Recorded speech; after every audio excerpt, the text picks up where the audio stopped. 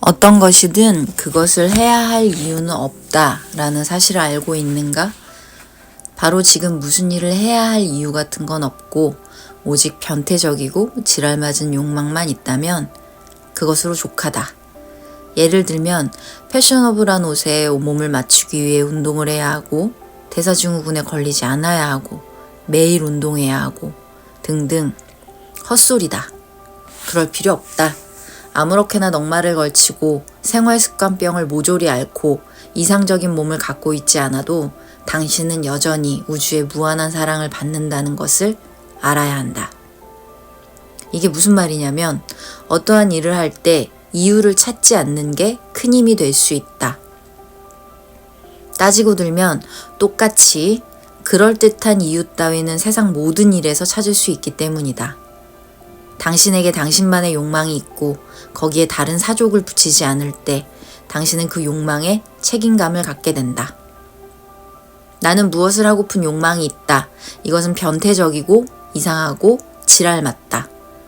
난 그런 음란한 별종이니까 그냥 그것을 할 거다. 라는 것만으로 충분하다. 그냥 그걸 원하기 때문에 원하는 것을 하라. 이 말이 저는 정말 가볍게 느껴졌습니다. 나에게 무엇을 해야 하고 어떠어떠한 인간이어야 하고 그런 내 안에 무수한 가해의 흔적의 틀을 가뿐히 발길질하는 느낌이었달까? 이 책의 값어치는 이런 몇 마디의 위로로 충분했다고 생각합니다. 또한 외국 번역이다 보니까 뭔가 반복된 말장난 같은, 예를 들면 아니기를 바라는 나를 아니라고 생각하지 않는다 라는 느낌처럼 좀 항마력이 딸리는 문장력이 짜증이 좀 났지만, 그래서 제 입맛대로 읽고 해석한 주관적인 견해가 겁나 많은 이 킹크라는 책. 이 책이 재미있는 것이 부정적인 느낌, 불편함, 수치감들, 그러니까 평소에 부정의 요소에 있는 모든 감정들에 적극적인 축복을 줌으로써 열렬한 감정 흡수를 말하는데, 이것은 좋은 것을 느낄 때의 반응과 비슷하죠. 부정 역시 피하거나 저주해야 될 게 아닌 적극적으로 그 감각을 음미해보라는 느낌인데요. 킹크를 읽고 현재 마음 공부를 하고 있는 나에게 이해되는 것들을 알아보고 정리해봤습니다. 책 표지가 자극적인 문구로 실존적 변태 수업인데, 여기서 말하는 변태 작업은 창피 주기 위함이 아닌 호기심으로 진짜 욕망의 대부분을 인간은 부정적인 무의식 욕망에 사로잡혀 있다라는 것이고, 이것은 이 말이죠. 시비, 선악, 수치, 판별, 잣대는 의식적인 요소에서만 이루어지고 있고 무의식은 전혀 그런 것에 구애받지 않는 기준이기 때문에 현실에서 배운 교육, 사회성, 그리고 무의식은 두 가지는 실로 엄청난 괴리감을 가지고 있죠. 그래서 이 변태 수업에 적용할 수 있는 것은 무엇이냐? 이 책이 적용할 수 있는 요지는 무엇이냐? 삶에서 일어나는 짜증나는 반복 패턴에 적용해 보는 것이 가장 이상적이라고 말합니다. 이 패턴은 우발적인 마법의 결과이며 이것은 무의식적 깊은 욕망이 아름답게 실현되었음을 뜻하는 것이고, 보통 삶에서 고통스러운 일이 일어나면 당연한 고통으로 무의식적으로 선택되어지기 때문에 그리 재미있게 느껴지지 않지만 그 감각, 그 자체를 쾌락으로 경험할지 고통으로 경험할지는 본인의 선택이라는 것이고, 이 말은 이것을 갖고 있다는 것이 그것을 원했다는 증거의 결과다라는 것의 입증처럼 고통을 즐겁고 유쾌하고 호기심 어린 마음으로 선택하고 욕망하겠다고 결심하는 것입니다. 어디서 많이 들어봤죠? 끌어당김과 비슷하지 않습니까? 원했든 의식적으로 안 원했든 무의식적 그것은 내가 원했다라는 결과라는 것인데, 여기서 이럴 수 있죠. 내가 이 상황을, 내가 지금을, 이 비극적이고 비참하고 원망스럽기만 한 지금을, 웃기지 마, 아닌데, 이렇게 여기서 이것을 부정하면 책의 단락을 앞으로 나갈 수가 없어요. 그러니까 딴지 걸지 말고 무슨 말인지 좀 더 마음을 열어봅시다. 삶에 일어나는 모든 일을 하나의 터치로 생각해 보는 것이다. 타인의 말, 놀라운 상황, 내적인 목소리의 비판적인 독백. 이렇게 우리에게 일어나는 모든 일을 터치로 보고 이것을 볼 때 부정, 긍정, 선악, 좋고 나쁨의 판단으로 부정적인 터치들을 고통으로 느끼기만 하며 거부한다는 것이고, 가령 친절했다면 흥분, 좋음이죠. 큰 돈, 선물, 흥분, 좋음입니다. 나에게 누군가 무례함, 다듬, 부정이고, 통장 잔고가 바닥, 다듬, 부정입니다. 이처럼 평소에 다듬, 부정인 상태의 것들을 고통으로 적대시하는 마음을 적극적으로 흥분으로 간주하고 숨겨져 있던 쾌락이 무엇인지 연습하는 것입니다. 뭔가 감각을 느낄 때 냉소적인 판단을 세우거나 그 의미의 히스토리를 짜지 말고, 예를 들면 진지하고 도덕적인 태도가 아니라 미적이고 상상력 풍부하고 예술적인 태도로 순수하게 음미하는 것이죠.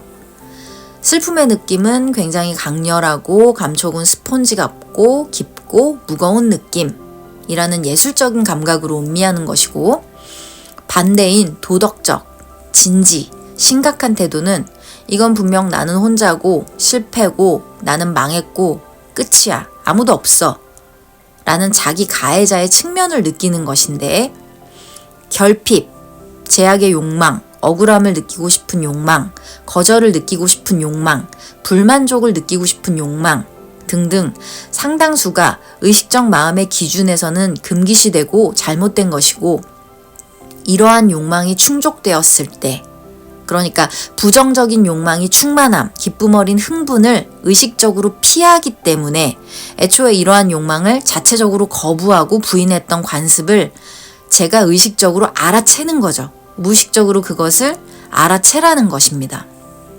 부정 깊이로 일관했던 욕망이 감사, 찬양, 받아들이며 순수하게 느낄 때 부정이었던 욕망도 해방되어 진화되고 변화하고 빛이 생긴다. 즉 해소된다는 말이죠. 나는 만족스럽지 않다 라는 무의식적 욕망이 삶의 다양한 드라마를 통해 실현되고 있음을 깨닫고, 이 어두운 욕망의 성취를 미친 듯이 축복했더니 그때까지 어두운 영역에 있던 욕망은 충분히 만족스럽지 않은 감각이 충족되었음을 느껴 홀가분해졌다. 이 말은 불만족을 충분히 느껴야 해소된다는 거예요. 빨리 만족으로 가는 것을 선택해서 지금 상황을 기피하는 게 아니라 불만족인 상태, 그러니까 즉 결핍이죠. 결핍을 충분히 만족스럽게 느껴야 한다는 거예요. 흔히 끌어당김을 이렇게 많이 하죠. 좋은 걸 많이 원하는 것. 하지만 지금 상태를 충분히 느끼지 않으면 그 원하는 상태는 영원히 오지 않는다는 거죠. 아까 말한 원한 결과값이 지금인 거잖아요. 의식적이든 무의식적으로 원했든 값이 출력되었는데 부정하는 꼴이면 계속 부정하고 싶은 상황이 출력된다는 거죠. 요지는 지금 내가 만들었던 상황에 대한 마음을 순수하게 인지하고 그걸 충만히 느껴야 한다는 거예요. 아프면 그 아픔을 적극적으로 아파해야 되고, 슬프면 그 슬픔을, 그리고 결핍된 상태면 결핍된 상품을 느끼고, 열등한 상태면 열등을 축복하라는 겁니다. 이것들 또한 나쁘다고 생각했던 부정의 것들이죠. 하지만 무의식적으로는 이런 걸 사실 나는 좋아해서 나에게 왔구나 라고 연출을 해서 알아채고 느끼라는 거죠. 그러면 어떻게 느끼느냐? 몸으로 느끼라고 말합니다. 진실은 감각적이다. 사랑해라는 말에 흥분되고 심장이 뛰고 동시에 두렵다. 왜냐하면 우리가 큰 진실을 공유하기 때문이다. 자신이 외면하고픈 성격적인 측면을 누군가 직면하게 만들면 처음에 명치를 맞은 듯 충격에 빠진다. 이것이 진실은 감각적이다는 말에 몸이 솔직하게 반응한다는 증거이다. 이처럼 다양한 감각을 느껴보는 것, 그것을 연습해보라고 이 책에서 말하는 겁니다. 그것을 EK 작업이라고 하는데, 우선 몸을 충분히 이완한 후 시작하고, 따뜻한 목욕하고 몸을 이완시키고 릴렉스한 공간을 사용해서 향초 같은 것을 켜두고 마음과 몸을 편안하게 집중시키고, 한 공간에서 이것을 하게 되면 반복적 감각, 정서적 신호로 빠르게 자리 잡아 공간 안에 있는 것만으로는 나중에 빠르게 몰입할 수 있다고 말합니다. 주제를 정할 때 가벼운 주제거나 이미 충분히 슬픔이 끝난 주제로 정하되 그 이유는 1차 순수한 감정인 상실, 희망, 애도, 슬픔, 아픔을 어느 정도 충분히 걸러진 후 작업을 해야 EK 작업 시 타자가 되어 바라볼 수 있기 때문이라고 말합니다. 만약 어느 누구의 죽음을 직전에 겪었다면 이 주제는 합당하지 않고 슬퍼하고 애도하고 한동안 무기력에 빠져야 하는 게 당연한 수순이기 때문에 이 슬픔이 어느 정도 덜어졌을 때 가볍고 받아들일만 하다라는 생각이 들 때 하는 주제로 정합니다.